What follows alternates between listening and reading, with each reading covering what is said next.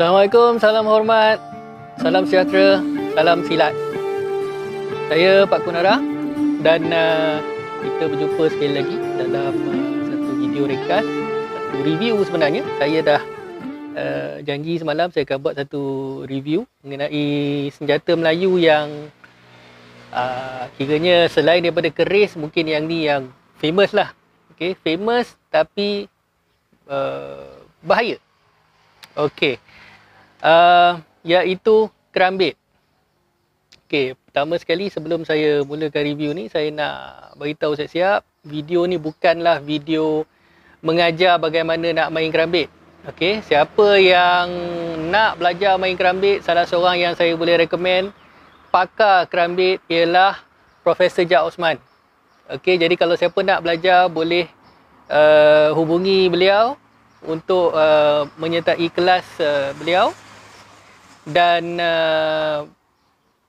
belajar mengenai kerambit.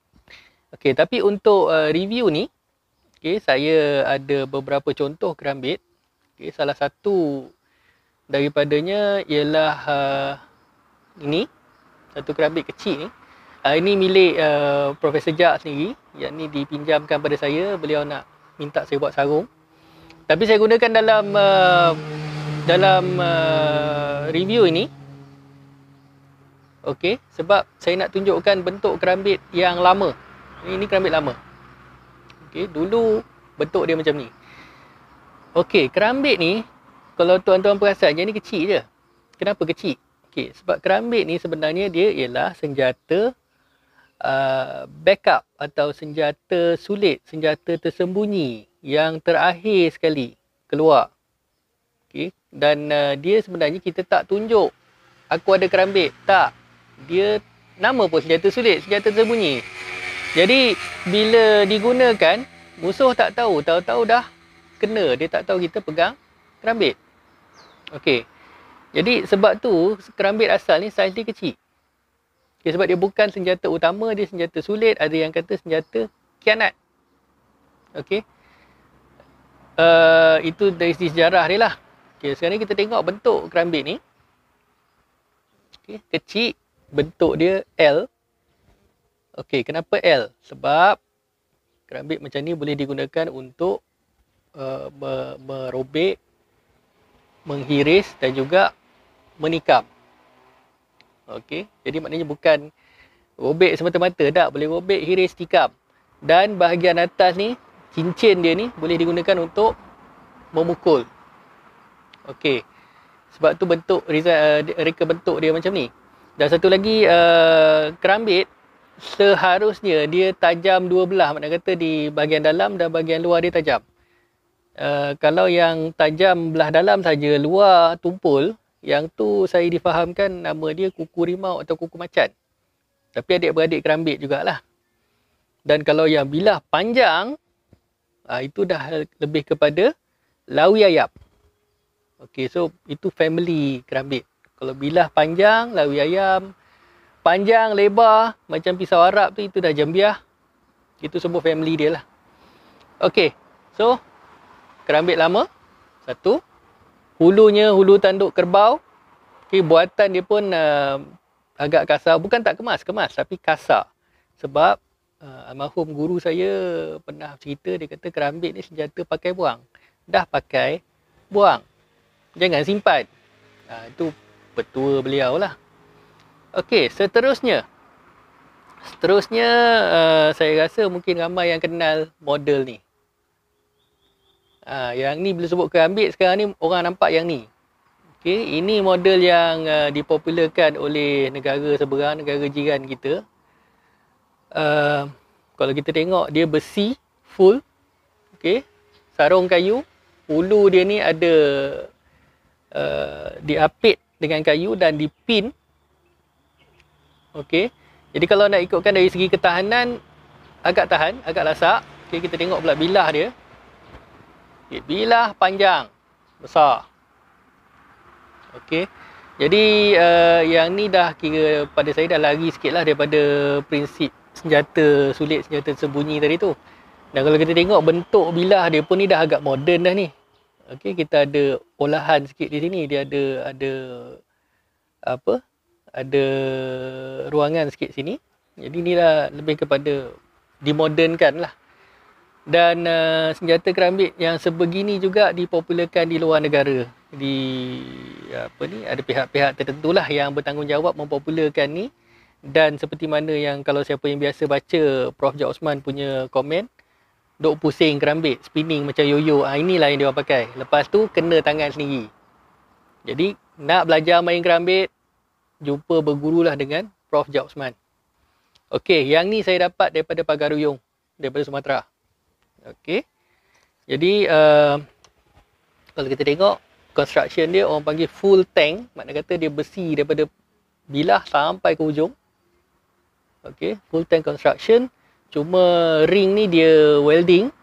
Jadi saya tak tahu sejauh mana ketahanan dia, tapi ni pun dah dekat berapa tahun dah ni, tahan jugalah. Dekat 10 tahun dah ni. 5 tahun. Okey. Ni satu model. Kemudian ada satu lagi model. Okey. Iaitu selalu digelarkan sebagai kerambit tactical. Okey, kerambit tactical ni dia besar. Dia sebenarnya pisau yang melengkung. Pada saya dia lebih kepada pisau lah. Dia bukan nak kata kerambit tu, bentuk kerambit dia lah. Mungkin boleh kita sebut bentuk kerambit. Okey. Bilah juga full tank. Daripada bilah sampai ke hujung ring ni. Cuma yang ni beza dengan yang tadi. Tadi ulu kayu, yang ni ulu plastik. Genggaman agak selesa. Okey, kemas. Cuma yang ni dia tumpul di belakang. Jadi teknikal atau secara teknikal je, ni ialah kuku harimau. Okey. Tapi besar punya kuku harimau lah ni. Alright. Siapa yang berminat untuk mendapatkan yang kerambit tactical ni, dia ada sarung plastik. Sarung plastik ni pada saya bagus sebab kita boleh jadikan kerambit ni sebagai kerambit latihan. Masalah kecederaan. Okey. Siapa yang berminat nak dapatkan kerambit tactical ni, boleh hubungi saudari Fiza kita daripada Jentayu Martial Art. Saya rasa beliau ada stok lagi ni, jadi boleh hubungi beliau untuk mendapatkan kerambit tactical ni. Okey.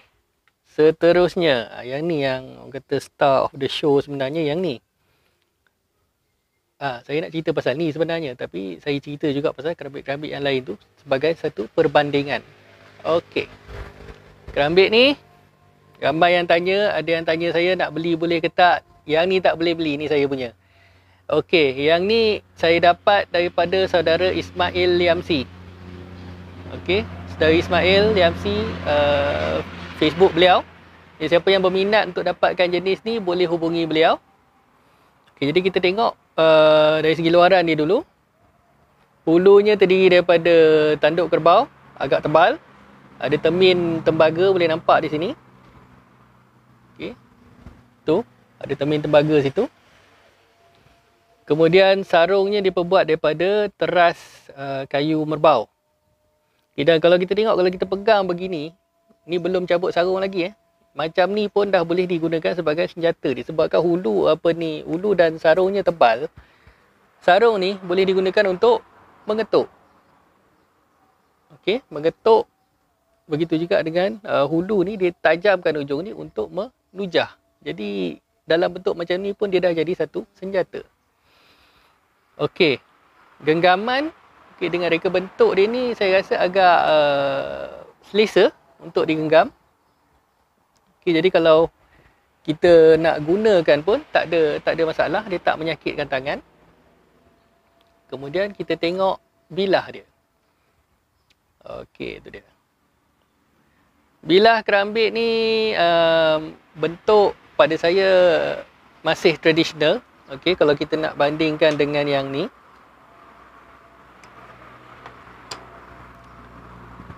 Walaupun sudut dia lebih kurang, okay, tapi yang ni lebih orang kata macam fantasy sikit lah.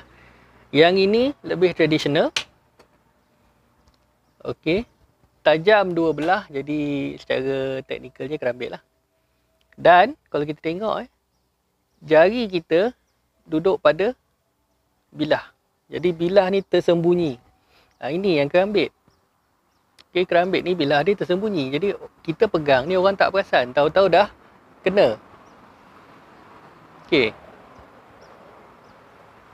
Nampak? Okay. Jadi lain daripada tu, saya tengok dari segi binaan dia bagus. Bilah dia tebal sebenarnya, pangkal ni. Ada termin tembaga ni, mengukuhkan lagi. Dan hulu, dia ada satu macam tanduk keluar sikit kat sini. Ini untuk pemakan lah. Okay. Pemakan, motong, hiris, tikap.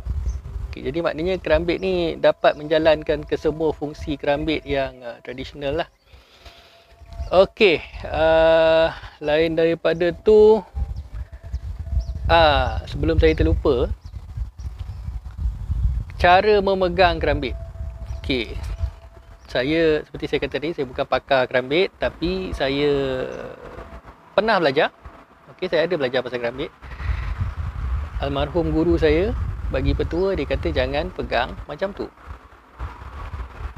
Okey, jangan letak pada ruas pertama jari tu, letak pada ruas yang kedua. Sebab kalau letak pada ruas yang pertama, misal kata kita gunakan kerambit ni tersangkut pada tulang atau rusuk, kita nak tarik balik ataupun mangsa tu atau musuh tu ke belakang, nak melarikan diri, tarik dengan kerambit ni, jari kita mungkin boleh patah. Jadi mengelakkan daripada patah, kita masukkan pada ruas jari yang kedua. Misal kata tertarik, tersangkut, kita boleh keluarkan jari dengan mudah. Okey. Jadi itu salah satu orang kata seni bermain kerambit. Kalau maknanya ni kalau pegang macam tu, dia mungkin dia tak faham lagi lah permainan kerambit tu macam mana. Seharusnya setakat tu je. Okey. Tak perlu lebih-lebih. Dan kerambit ni juga boleh digunakan untuk mencangkuk. Okey, satu lagi tadi saya ada cuba kerambit ni. Ni satu dia punya kelebihan dia lah. Saya tengok. Okey, dia agak balance. Okey, orang duk balance keris, balance badik, kita balance kerambit. Okey, overall kerambit ni sedap, solid. Okey, kita pegang pun rasa padu, padat.